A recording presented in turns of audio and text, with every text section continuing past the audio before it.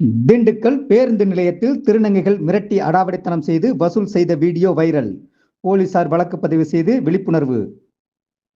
புதன்கிழமை மதியம் 2:30 மணி அளவில் கிடைக்கப்பெற்ற தகவலின்படி, திண்டுக்கல் பேருந்து நிலையம் அருகே உள்ள ஒரு கடையில் பணம் தரவில்லை என்று திருநங்கை ஒருவர் அடாவடித்தனம் செய்த வீடியோ சமூக வலைதளங்களில் வெளியாகி வைரலானது.